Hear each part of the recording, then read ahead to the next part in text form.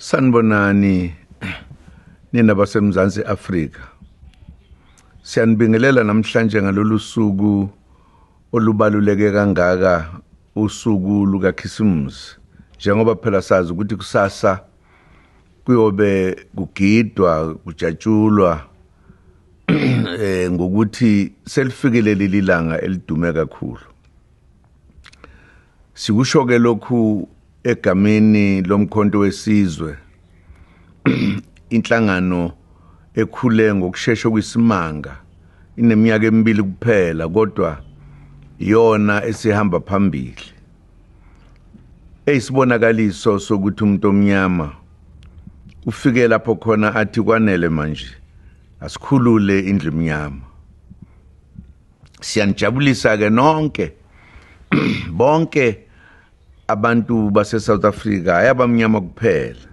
Wonke nje umuntu wase South Africa ukuthi usuphindwa afika uKhisimusi, sinenjabulo. Nginifisela nonke ukuthi nibe nempumelelo, ingozi zingabi khona, kubuswe kube mnandi.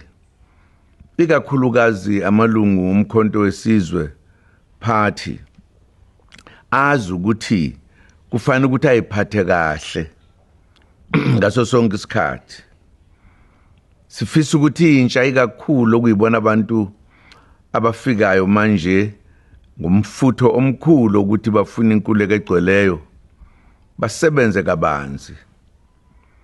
Uma senza lokho ke ikakhulu intsha asazi ukuthi kunezinto okufanele ukuthi sizikhethe njengoba sishintshizwe nje. Siyazi phela ukuthi emhlabeni lapha kunezinto ezimnandi njengeziphuzwayo ezibuye uma abantu sebephuzile ebese beba nento abangayazi ukuthi yini le ebeza mabehamba badidizele bashone ngapha nangapha, ngoba kusuke kusho ukuthi utshwala sebungene bona igazi.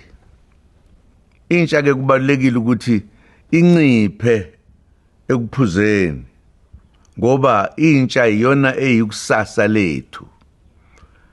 Uma ikusasa lethu lizophila lisentsheni, kufanele siyiphathe, sihloniphe, singenzi izinto ezisenza ukuthi sikhohlwe ukuthi singobani uma sesiyithathile. Ngiyazi ukuthi abaningi abayithandela lento ephuzwayo bazothi uyabheda lo. Angibhedi, ngikhuluma iqiniso ngoba utshwala buyamdakwa umuntu, bumenza ukuthi akhohlwe ukuthi ubani, akhuluma ngazizwe ukuthi uthini. Asifisi ke ukuthi intsha iguge isencane ngoba mayenze njalo baguga besebancane. Uma sesithathile izwe sumkhonto wesizwe, sizoyishintsha izinto eziningi, senze ukuthi sihlonipheke njengamazwe onke. Senze yonke into efanele ukuthi yenziwe. Sikusho ke lokhu ngoba siyazi ukuthi ziningi izinto ezishayisanayo kodwa kufuneka zingashayisani. Senze into eqondile ethenqo. Njengoba sifuna ukuthatha izwe, asizimisele. Ngeke ukuthi ufuna ukwenza into uphumelele kodwa ungayipractice, ungakhuli ngayo. Kufanele ukuthi ukhule uzazi ukuthi umuntu ofanele ahlonipheke, ahloniphe abantu, asize ukuthi lelizwe lakithi likhululeke. Ngikhumbula abadala babethi Zulu, wesakhumbula ukuthi babethini ondlela zimhlophe. Nathi ake sibe njalo, sikwazi ukuziphatha.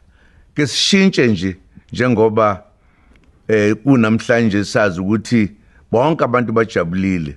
Kungabi khona abantu abazolahleka ngoba bese bethinte amponjwana bengasabona emgwaqweni bagayiza imoto. Asibe yilento esiyiyo ngaso sonke isikhathi njengesizwe esimnyama ukuze sikwazi ukuphumelela. Izizwe eziningi azilimali njengathi, noma ke phela kusho ukuthi sibaningi ngokuthi sibangaki, kodwa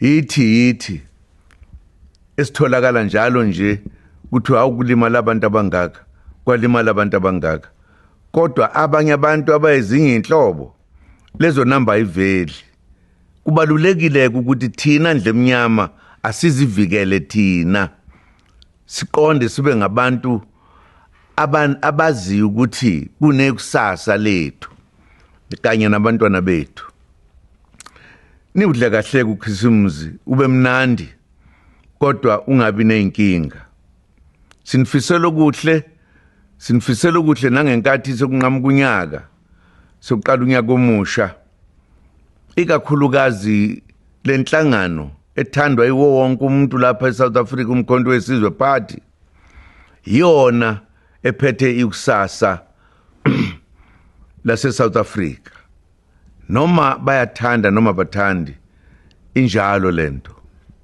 yithi awusiyabonga nidle kahle uKhisimusi nijabule ingozi zingabi khona kube mnandi siyabonga ukuthi sithola ithuba lokuthi ke sikhulume nani nonke kalula ngento ebalulekile yokuthi asibe yithi njengoba sasiyithi kwakudala ngesikhathi selembe ake sibe yithi namhlanje siyabonga ndlemnyama siyabonga kubo bonke base South Africa thank you